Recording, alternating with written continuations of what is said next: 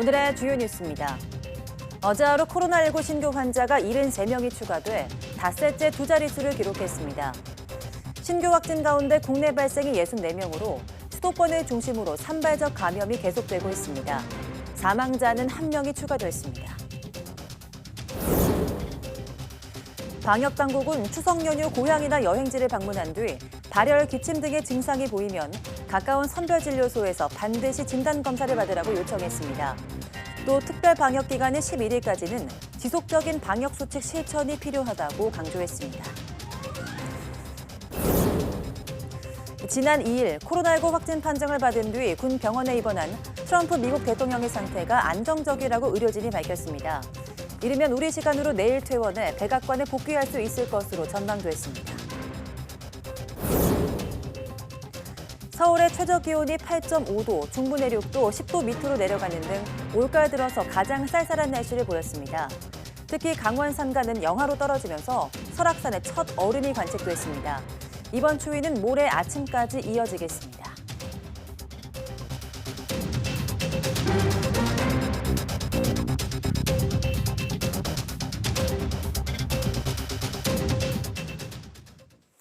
여러분 안녕하십니까? 10월 5일 사이언스 투데이입니다. 코로나19 신규 환자는 73명으로 닷새째 두 자릿수를 기록했습니다. 중앙방역대책본부는 오늘 0시 기준 국내 확진자가 24,164명, 사망자는 1명 들어서 누적 422명이라고 밝혔습니다. 지역 발생은 64명으로 수도권을 중심으로 확산세가 이어졌습니다. 서울 19명, 경기 25명, 인천 5명 등 수도권에서만 49명이 확진됐습니다. 전국 9개 시도에서도 산발적 감염이 계속돼 부산 5명, 울산 4명, 충북과 전북 2명씩, 경북과 대전에서 1명씩 환자가 확인됐습니다. 중증 이상 환자는 2명이 추가돼 누적 107명이 됐고 완치 환자는 41명 들어 격리 해제 누적은 21,886명에 달합니다. 한편 신규 해외 유입은 9명으로 이 가운데 2명이 입국자 검역에서 확진됐습니다. 코로나19 신규 환자 수는 닷새째 두 자릿수를 유지하며 안정세를 보이고 있습니다. 방역당국은 그러나 추석 연휴 기간 접촉과 이동량이 늘었다며 긴장을 늦출 수 없다고 밝혔습니다. 박능우 1차장의 중대본 회의 발언 직접 들어보시죠. 평소보다 지역 간 이동과 사람 간 접촉이 증가한 것을 고려하면 긴장의 끈을 벗기 어렵습니다. 10월 11일까지는 특별 방역 기간으로 지속적인 실천이 필요합니다. 고향이나 여행지를 방문하신 분들은 발열, 기침 등 증상이 있을 경우 가까운 선별진료소에서 진단검사를 받아주시기를 바랍니다. 자녀분들은 고향에 계신 부모님의 증상 여부도 전화 등으로 꼭 확인해 주시기를 당부드립니다. 네, 오늘 13일부터 마스크 착용이 의무화됩니다. 정부는 한 달간의 계도 기간을 둔 뒤 어기면 10만 원 이하의 과태료를 물릴 예정인데요. 마스크를 써도 과태료 대상도 있다고 합니다. 김정회 기자입니다. 마스크를 써도 인정되는 게 있고 안 되는 게 있습니다. 인정되는 건 식약처가 허가한 보건용, 수술용, 비말 차단용 마스크입니다. 망사형 마스크, 밸브형 마스크, 스카프 등은 인정이 안 됩니다. 과태료 대상입니다. 인정된 마스크를 썼어도 입과 코를 완전히 안 가리면 역시 과태료 대상이 됩니다. 거리두기 단계와 시설 위험도에 따라 의무화는 다르게 적용됩니다. 거리두기 1단계에선 유흥주점, 단란주점, 헌팅포차, 노래연습장 등 12개 시설에 2단계에선 300인 이하 학원 등에 추가 적용되는 식입니다. 대중교통과 집회시위장, 의료기관, 요양시설, 주야간 보호시설 종사자와 이용자, 참석자는 거리두기 단계와 상관없이 항상 써야 합니다. 이런 경우는 예외입니다. 만 14세 미만, 마스크 착용이 어려운 사람, 마스크 착용 시 호흡이 어렵다는 의학적 소견을 가진 사람 등입니다. 세면과 음식 섭취, 물속에 있을 때도 예외 대상이 됩니다. 정부가 마스크 착용을 의무화한 건 올 가을과 겨울 코로나19의 재유행을 막고 독감과의 동시 유행을 차단하기 위해서입니다. 감염을 막을 수 있는 가장 확실한 방어책입니다. 국민 여러분들의 동참이 필요합니다. 과태료는 한 달간 계도 기간을 거친 뒤 부과될 예정입니다. 한편 정부는 개천절에 이어 한글날 서울 도심 집회도 방역적 위험성이 크다고 보고 막기로 했습니다. 국민의 생명과 안전을 위해 허용하지 않을 방침입니다. 정부는 표현의 자유도 국민의 중요한 권리지만 방역적 위험을 고려한 이 같은 조치에 이해를 당부했습니다. YTN 김정희입니다. 교육부는 이달 중순 이후 등교 수업을 확대하겠다는 방침입니다. 이번 주 시도교육청과 관련 논의를 할 예정인데요. 추석 연휴 이후에 코로나19 확산세가 변수가 될 전망입니다. 이승윤 기자입니다. 이 학기에는 등교 수업을 늘린다는 게 정부의 계획입니다. 전면 등교는 어렵지만 밀집도 기준을 지키면서 등교 날짜와 시간을 늘릴 방법을 고심하는 중입니다. 초등학교 저학년은 일주일에 적어도 사흘 이상, 고1, 고2는 매일 등교를 목표로 뒀습니다. 가정에서의 돌봄 부담과 학습 격차 때문입니다. 특히 온라인 학습의 한계, 그에 따른 사교육 필요성이 제기된 데 따른 영향이 큽니다. 등교 수업하고 병행하면서 학습 격차에 대한 우려들이 많이 있으신데 학습 격차도 해소할 수 있는 그런 방안들을 교육청들도 환영하는 분위기입니다. 서울시 교육청은 특히 초등학교 1학년과 중학교 1학년에 대해서는 학교 밀집도 기준을 예외로 해달라고 교육부에 공개적으로 제안한 바 있습니다. 초등학교 1학년의 원만한 학교 적응과 기초학력 보장을 위하여 또한 중학교 1학년의 기본학력 형성과 자율적 공동체 역량 함양을 위해서 등교 확대가 필요하다고 생각을 합니다. 그러나 우려도 나옵니다. 추석 연휴 이후 코로나19가 재유행할 가능성을 배제할 수 없어서입니다. 지난 8월 초 코로나19 확산세가 잠잠해지자 비수도권 지역에서는 매일 등교 방침을 세웠습니다. 그러나 광복절 연휴 이후 코로나19가 재확산하면서 다시 온라인 수업으로 전환했습니다. 추석 연휴 코로나19 신규 발생은 소폭의 등락이 이어지고 있습니다. 감염 경로 불분명 사례도 20%에 가까워 지난 8월 대규모 유행 직전 상황과 비슷합니다. 교육당국은 이번 주 중 정부의 추석 방역 결과를 보고 17개 시도교육청과 등교 수업 확대 관련 논의를 할 예정입니다. YTN 이승윤입니다. 코로나19에 걸렸다가 회복한 완치자들이 꾸준히 늘고 있는데요. 이들은 어떻게 지내고 있을까요? 여전히 편견과 차별을 견디느라 힘든 날을 보내고 있다고 합니다. 부장원 기자가 만나봤습니다. 잠시라도 놓칠세라 사이좋게 손을 잡고 공원을 누비는 아이들. 한창 뛰놀고 나선 새콤달콤한 젤리를 먹느라 여념이 없습니다. 지난 5월 말 5살 배기 둘째 아이가 코로나19 확진 판정을 받았던 서주현 씨 가족이 오랜만에 집 밖으로 나온 모습입니다. 이거 먹을까? 그러면? 딴 거 먹을까? 아이와 함께 격리병동에 입원했다가 완치 판정을 받고 태어난 지 어언 3개월. 하지만 이렇게 바깥으로 나오는 건 아직도 조심스럽습니다. 여전히 확진자로 보는 따가운 시선 때문입니다. 아무런 증상이 없었던 아이는 퇴원하고도 한 달이 넘도록 어린이집에 갈 수 없었습니다. 나가라 해서 나왔는데 다른 학부모님들 입장에서는 만약에 쟤 음성 아닌데 나왔다가 우리한테 감염시키면 어떡할 건데. 다른 곳에서 감염이 됐다고 하더라도 의심될 수 있는 사람은 저희 아이밖에 없는 거잖아요. 네. 말로 설명할 수 없는 불안감은 아이에게도 영향을 미쳤습니다.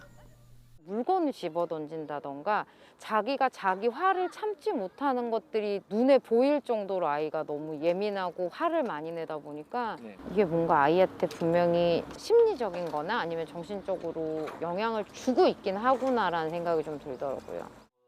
식사 자리에서 감염돼 50일 동안 격리됐다가 퇴원한 김지호 씨는 바이러스와의 싸움 이후 세상과의 싸움이 시작됐다고 말했습니다. 회사에선 다른 직원들이 불안해하니 당분간 나오지 말아달라고 통보받았고 다니던 헬스장에서는 문전박대를 당했습니다. 항체가 생겨 오히려 더 안전하다고 정부 지침에 따라 퇴원했다고 설명했지만 소용없었습니다. 제가 출근을 하면 휴가를 가겠다라고 말씀하시는 분들이 있을 정도로 걱정을 심각하게 하셨기 때문에 저는 사실 회사로 다시 복귀할 수 없었고요.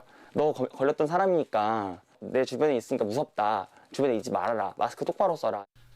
결국 4년간 몸담았던 회사를 그만둔 지호 씨는 병을 이겨내는 것보다 힘들었던 편견과 차별의 경험들을 자신의 SNS에 섬세하게 기록했고 차곡차곡 모인 글들은 곧 출간을 앞두고 있습니다.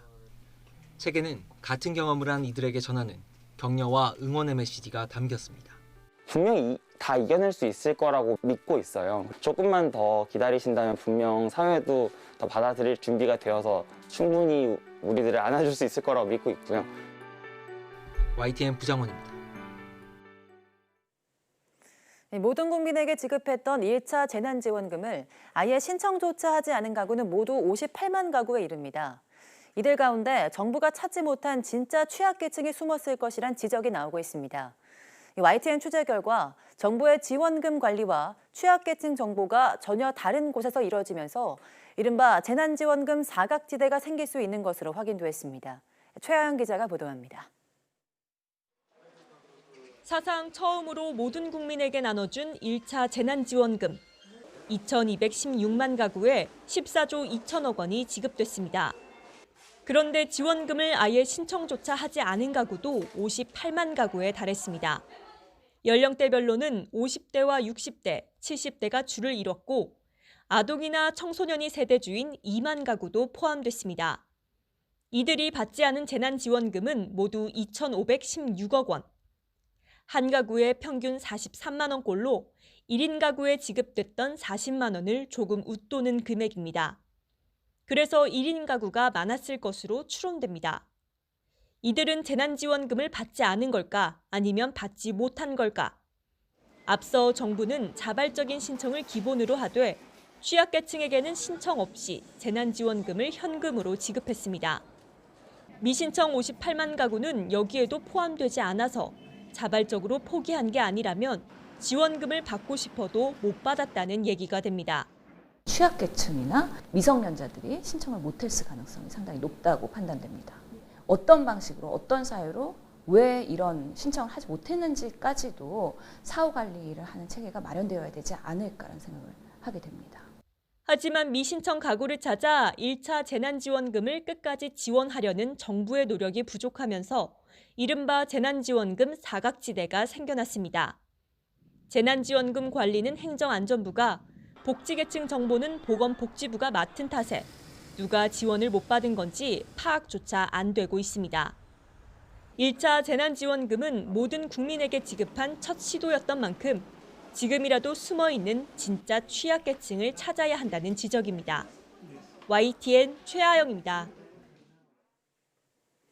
정부가 사용 중단을 권고한 액상형 전자담배의 동물 흡입 시험에서도 독성이 확인됐습니다. 이 문제의 성분이 인체에 들어가서도 영향을 미칠 수 있다는 시험 결과지만 국내에선 미국에서 발생한 급성 폐 질환과 유사한 사례는 확인되지 않았습니다. 이정미 기자입니다. 미국에서 급성 폐질환으로 사망자까지 발생한 액상형 전자담배. 액상형 담배 전자 사용을 중단할 것을 강력히 권고합니다. 더불어 지난해 실시한 성분 검사에선 중증 폐질환 의심 물질로 지목된 성분 7가지 가운데 6가지가 국내에서 유통되는 전자담배 액상에서 검출됐습니다. 올해는 세포와 동물 시험을 진행했습니다. 세포 시험에선 용매제 2종류와 가향물질 3종류가 세포의 생존율을 떨어뜨리는 것이 확인됐습니다. 쥐를 상대로 한 동물 흡입 시험에선 비타민 E 아세테이트를 투여했을 때 호흡기계 독성을 발견했습니다. 비타민 E 아세테이트는 미국 질병통제센터가 폐 손상 유발 물질로 지목한 성분입니다. 기부에 이렇게 점차 투여해가지고 실제로 유해한지 아닌지 이런 것들을 본 거였거든요. 고농도에서 특정 물질이 유해한 결과가 나타났다. 담배 연기에 대한 시험도 진행했는데 검사 결과 액상보다는 적었지만 5가지 유해 의심 성분과 니코틴이 검출됐습니다. 배출물에서는 약간 감소되기는 감소는 했지만 여전히 배출물에서 검출량이 나오고 있다는 경우죠. 다만 국내 제품에선 일정 농도 이상의 의심 성분은 나오지 않았습니다. 또 지금까지 조사에서 국내에서는 미국에서 발생한 급성 폐손상 사례는 확인되지 않았습니다. 질병관리청은 각각의 성분으로 실시한 제한적인 시험인 만큼 유해성 여부를 단정하긴 이르다며 추가 조사가 필요하다고 강조했습니다. YTN 이정미입니다. 올해 노벨상 수상자가 오늘부터 12일까지 잇따라 발표됩니다. 노벨위원회는 현지 시각 5일 생리의학상을 시작으로 6일 물리학상, 7일 화학상 등 과학 분야의 올해 수상자를 먼저 공개할 예정입니다. 이어 8일 문학상, 9일 평화상, 10일 경제학상 순으로 수상자를 발표합니다. 올해는 전 세계를 강타한 코로나19의 여파로 어느 해보다 과학 분야 수상자 발표에 관심이 쏠리고 있습니다. 특히 나노결정 합성을 공동 연구한 현택환 서울대 석좌 교수가 유력한 화학상 후보로 거론돼 과학 분야에서 한국인 첫 노벨상 수상자가 나올지 기대를 모으고 있습니다. 해마다 12월 스웨덴 스톡홀름에서 열리는 노벨상 시상식은 올해는 코로나19의 영향으로 열리지 않고 수상자들이 자국에서 상을 받는 장면을 TV로 중계할 예정입니다. 때이른 가을 추위가 찾아오면서 설악산에 첫 얼음이 관측됐습니다. 기상청은 어젯밤 설악산 기온이 영하권으로 떨어지면서 중청대피소에 물이 얼었다고 밝혔습니다. 올가을 첫 얼음은 지난해보다 닷새 빠른 겁니다. 오늘 아침 전북 무주 덕유봉 기온이 영하 1.8도, 강원도 설악산 기온이 영하 1.7도까지 내려갔고 서울도 8.5도로 올가을 들어 가장 낮았습니다.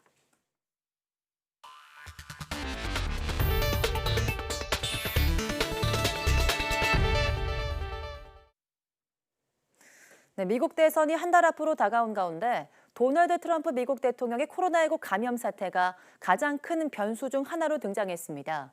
의료진은 상태가 안정적이어서 곧 백악관으로 복귀할 수 있다고 했고 트럼프 대통령은 차량으로 병원 밖을 잠시 나서 자신을 지지해주는 사람들에게 손을 흔들며 인사했습니다.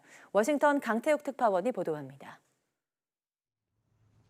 의료진은 트럼프 대통령이 안정적인 상태를 유지하고 있다고 밝혔습니다. 이번 당일 보였던 고열 증세도 사라졌고 혈중 산소 포화도 하락이 2차례 있었지만 이제는 침대를 벗어나 움직일 수 있는 수준까지 왔다는 겁니다. 그런 만큼 이르면 하루 뒤에는 퇴원해 백악관에서 치료를 이어갈 수 있다고 전했습니다. And if he continues to look and feel as well as he does today, our hope is that we can plan for a discharge as early as tomorrow to the White House where he can continue his treatment course. 로버트 오브라이언 백악관 안보 보좌관도 트럼프 대통령의 건강 상태가 매우 좋다고 밝혔습니다. 이런 가운데 트럼프 대통령은 지지자들에게 인사하기 위해 차량을 타고 병원 밖으로 나오는 깜짝 외출을 감행했습니다. 마스크를 쓴 채 손을 흔들고 박수를 치면서 지지자들 환호에 화답한 뒤 다시 병원으로 돌아갔습니다. And they've been out there for a long time and they've got Trump flags and they love our country. So I'm not telling anybody but you, but I'm about to make a little surprise visit. 건재함을 과시해 지지자들을 결집하고 애초 계획된 유세에 조기에 복귀하려는 의지를 나타낸 것으로 분석되고 있습니다. 하지만 트럼프 재선 캠프는 비상입니다. 빌 스테피언 선거대책본부장은 보도자료를 통해 총사령관 복귀 시까지 선거운동을 최고 속도로 유지하는 총력 작전에 돌입한다고 밝혔습니다. 트럼프 대통령이 나설 수 없는 상황인 만큼 마이크 펜스 부통령과 장남 트럼프 주니어, 차남 에릭 트럼프 등 가족들을 활용한다는 계획입니다. 또 트럼프 대통령을 지지하는 여성과 흑인, 라틴계 단체도 등장시켜 지지 분위기를 끌어올리겠다는 전략입니다. 워싱턴에서 YTN 강태욱입니다. 미국 공화당 최고위 인사들을 코로나19 감염증에 걸리게 한 집단 발병이 현지 시각 지난달 26일 도널드 트럼프 대통령이 주재한 연방대법관 지명자 발표 행사에서 시작됐을 가능성이 큰 것으로 전해졌습니다. CNN은 현지 시각 4일 고위 당국자를 인용해 트럼프 대통령이 지난달 26일 백악관 로즈가든에서 에이미 코니 베러 판사를 연방대법관에 지명하기 위해 개최한 행사가 집단 발병지였을 수 있다고 보도했습니다. 이 당국자는 이 발병은 연방대법관 발표식에서 시작됐을 가능성이 매우 큰 것처럼 보인다고 말했습니다. 또 이것은 의회에서 왔을지도 모른다며 다음번 주요 우려사항은 의회를 안전하게 지키고 의원들을 보호하는 일일 것이라고 덧붙였습니다. 도널드 트럼프 미국 대통령이 주로 코로나19 중증 환자에게 권장되는 덱사메타손을 투여받은 것으로 확인됐습니다. 트럼프 대통령이 덱사메타손을 쓴 것은 그만큼 상태가 가볍지 않다는 점을 시사한다고 미국 언론들이 분석했습니다. 김원배 기자입니다. 트럼프 미국 대통령을 치료 중인 의료진은 현지 시각 4일 기자회견을 열고 트럼프 대통령이 확진 이후 2차례 혈중 산소 포화도가 떨어지는 일이 발생했다고 뒤늦게 시인했습니다. 이 자리에서 의료진은 현지 시각 3일 아침 트럼프 대통령이 산소 포화도 저하에 대응하기 위해 덱사메타손을 복용한 후 상태가 안정적이라고 밝혔습니다.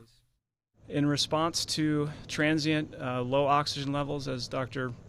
Conley has discussed, we did initiate dexamethasone therapy, and he received his first dose of that yesterday, and our plan is to continue that for the time being. 덱사메타손은 지난 6월 영국 옥스퍼드 대학 연구팀의 시험 결과 코로나19 중증 환자의 사망률을 상당히 낮추는 것으로 확인돼 주목받은 치료제입니다. 산소호흡기에 의존하는 환자의 경우 35%, 트럼프 대통령처럼 산소 보충 치료를 받는 환자의 경우 20% 각각 사망률이 낮아진다는 것입니다. 가격이 싸면서도 효과가 좋은 약이지만 인체 면역 반응을 억제하는 부작용도 나타날 수 있습니다. 이런 이유 등으로 보건 전문 기관에서는 코로나19 경증 환자에 대해서는 덱사메타손 복용을 권하지 않고 있습니다. 세계보건기구 WHO는 중태이거나 심각한 코로나19 환자에게만 덱사메타손을 투여해야 한다고 밝혔습니다. 미국 국립보건원 지침도 산소 보충이 필요하지 않은 정도의 환자에게는 덱사메타손 사용을 권고하지 않고 있습니다. 따라서 트럼프 대통령이 이 치료제를 쓴 것은 그만큼 상태가 가볍지 않았다는 점을 시사한다고 워싱턴 포스트 등 미국 언론 매체들이 지적했습니다. 뉴욕타임스는 덱사메타손은 코로나19로 심각하게 아픈 이들을 치료하는 것으로 여겨지며 일반적으로 경증에는 사용하지 않는다고 지적했습니다. YTN 김원배입니다. 일본 출신 패션 디자이너 다카다 겐조가 코로나19에 감염돼 별세했습니다. AFP 통신 등은 겐조가 현지 시간 4일 프랑스 파리 인근 뇌이 슈르셀의 한 병원에서 향년 81세로 타계했다고 보도했습니다. 유족들은 4일 언론에 발표한 성명에서 겐조가 파리 근교의 한 병원에서 코로나19 합병증으로 숨졌다고 밝혔지만 겐조 브랜드 홍보 담당자는 겐조의 사인을 밝히지 않았습니다. 프란체스코 교황은 코로나19 대유행으로 세계 시스템의 취약성이 노출됐다면서 대화와 연대를 바탕으로 한 더 나은 정치를 호소했습니다. 교황은 현지 시간 4일 발표한 새 회칙 모든 형제를 통해서 이 같은 내용의 코로나19 이후 세계에 대한 비전을 제시했습니다. AP통신 등에 따르면 교황은 회칙에서 여러 나라가 이 위기에 대응하는 방식이 다르다는 점을 별개로 하더라도 함께하지 못하는 무능함이 확연히 드러났다고 지적했습니다. 그러면서 글로벌 공동체는 더 나은 종류의 정치, 진정으로 공익을 위해 봉사하는 정치를 요구하고 있다고 강조했습니다. 이어 이주민과 인종차별 문제, 정치적 양극화 확대에 대해서도 우려의 목소리를 냈으며 핵무기와 사형제의 폐지를 재차 촉구했습니다. 사우디아라비아가 이슬람 최고 성지인 메카를 방문하는 비정기 성지 순례인 움라를 재개했다고 사우디 알-아라비아 방송 등이 보도했습니다. 사우디 정부가 올해 3월 초 코로나19 사태를 이유로 움라를 금지한 지 7개월 만입니다. 연중 상시로 진행되는 비정기 성지 순례는 이슬람력 12월에 이루어지는 정기 성지 순례인 하지와 구별됩니다. 순례객들은 메카의 그랜드 모스크에서 마스크를 쓰고 개인 간 거리를 유지했습니다. 움라 순례객은 사우디 국민과 국내 거주자에 한해 하루 6,000명으로 제한됐습니다. 사우디 정부는 비정기 성지 순례를 3단계로 나눠서 점진적으로 확대할 방침입니다. 오늘 18일부터 2단계로 성지 순례 인원을 하루 15,000명으로 늘리고 11월 1일부터 외국에서 오는 무슬림의 순례도 허용할 계획입니다.